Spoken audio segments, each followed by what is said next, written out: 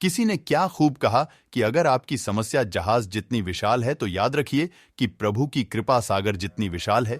एक बार भगवान विष्णु जी से नारद जी ने कहा कि प्रभु, जो आपकी भक्ति करते हैं, आराधना करते हैं, इतने दुख में क्यों रहते हैं? और जो आपकी भक्ति नहीं करते, आपका नाम नहीं लेते, बड़े पैसे कमा रहे हैं, धरती पर आनंद में रह रहे हैं।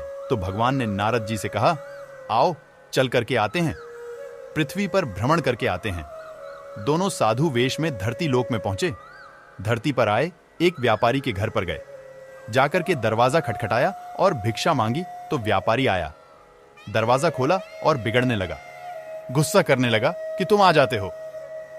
मुंह उठा करके, ये कोई जगह है, यहां भोजन मिलता है? क्या भोजन मिलता है?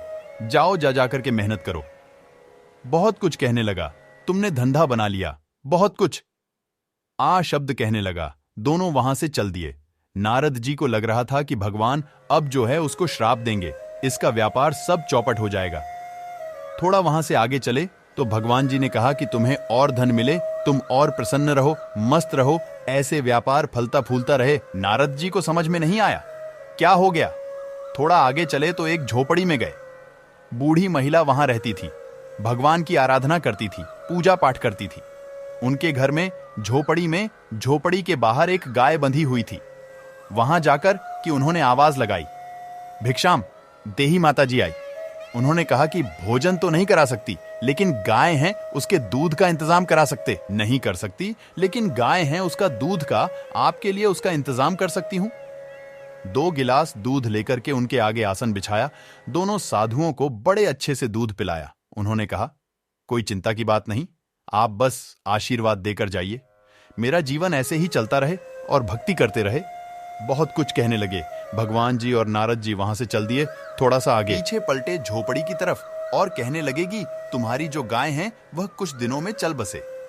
इस तरीके से जैसे उन्होंने कहा तो नारद जी कहने लगे, आप कर क्या रहे हो? जो व्यापारी हमें गाली देकर भगा रहा है, जो हमें उल्टा सीधा कह रहा है, उसके लिए आप उसको और पैसा मिलने का वरदान दे रहे हो।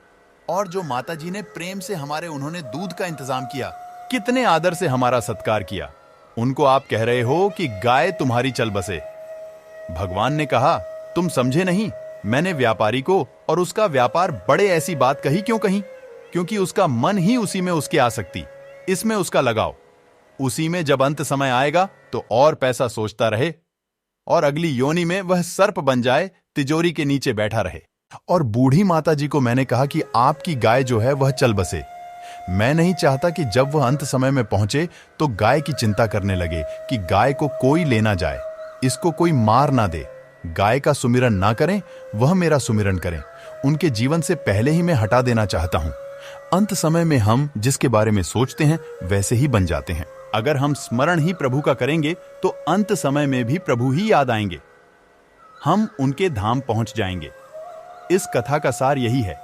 इसलिए जो होता है उनकी मर्जी से होता है, उनकी कृपा से होता है। इस बात को स्वीकार कीजिए और जीवन के हर पल को जीना शुरू कीजिए। जिसको वीडियो अच्छी लगी तो एक लाइक करें और कमेंट में जय श्री कृष्ण जरूर लिखें।